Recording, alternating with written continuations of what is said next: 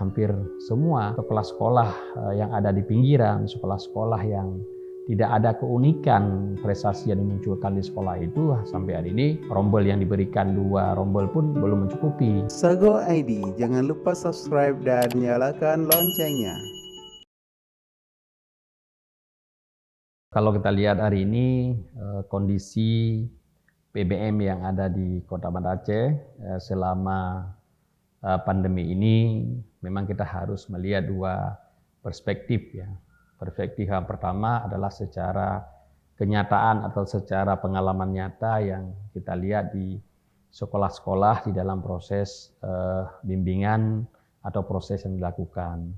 Terutama bisa kita lihat adalah tidak maksimal transfer informasi atau transfer ilmu terhadap anak didik, karena banyak sekali kendala-kendala yang didapatkan oleh guru, baik itu dengan sarana dan prasarana atau dengan kurang memahami di dalam penggunaan IT. Dan juga kita lihat hari ini adalah tidak ada konsep baku di dalam implementasi pendidikan itu sendiri. Kalau kita lihat kurang efektif, yang pertama adalah tidak ada kurikulum baku selama 1 tahun ini, apa saja yang harus ditransfer kepada anak, kemudian tidak ada terintegrasi antara guru dan orang tua, sehingga itu tidak akan terjadi maksimal dalam proses PBM, terutama adalah masalah alat dan kebutuhan IT bagi orang tua dalam membimbing anaknya. Kalau kita lihat pengalaman di lapangan hari ini, ya, sangat penting adalah sinkronisasi antara orang tua, pimpinan sekolah, dan guru di dalam memberikan pengetahuan kepada anak didik yang sesuai dengan standar yang sudah ditetapkan. Mungkin ini yang harus adanya kebijakan dan regulasi baru untuk mencari solusi-solusi sehingga ke depannya bisa lebih mudah di dalam mengimplementasikan materi-materi terhadap anak didik. Kemudian juga kalau kita lihat, kalau misalnya tidak ada tatap muka sama sekali, itu akan nihil untuk mendapatkan kualitas lulusan yang bagus dan bermutu. Ini kalau kita melihat di Kota Banda Aceh, antara tahun 2020 dengan 2021 ini jauh berbeda. Terutama bisa kita lihat di lapangan, masalah masyarakat yang ingin mendapatkan mutu pendidikan yang bagus, semua itu mengejar yang namanya pendidikan atau lembaga pendidikan agama. Kenapa? Karena yang diinginkan oleh orang tua adalah perubahan perilaku yang baik terhadap orang tuanya, terhadap anak didiknya atau siswanya.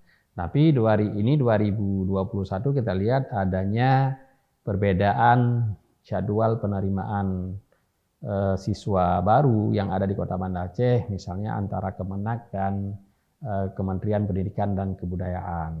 Yang Kemenak itu sudah beberapa bulan yang lalu sudah menerima dan sudah melebihi kota atau rombel yang sudah ditentukan. Tapi yang namanya Dinas Pendidikan kita lihat hampir semua sekolah-sekolah yang ada di pinggiran, sekolah-sekolah yang tidak ada keunikan prestasi yang dimunculkan di sekolah itu, sampai hari ini rombel yang diberikan 2 rombel pun belum mencukupi, bahkan ada 1 rombel masih kurang. Ini yang perlu mungkin harapan kami kepada pemerintah untuk duduk bersama, sinkronisasi bersama, layanan-layanan yang dilakukan, kemudian mutu-mutu dan keunikan-keunikan sekolah itu agar masyarakat mengenal dan tidak ada perbandingan satu sama lain. Mungkin juga harus diproses pada kurikulum yang tidak jauh terhadap impian-impian orang tua atau masyarakat Banda Aceh itu sendiri.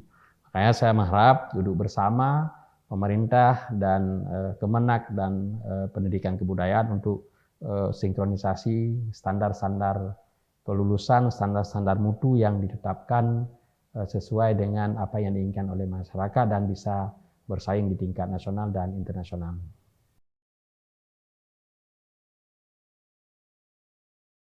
Yang pertama harus disiapkan dulu kurikulum PJJ ini antara guru dan sesuai dengan standar pendidikan nasional juga.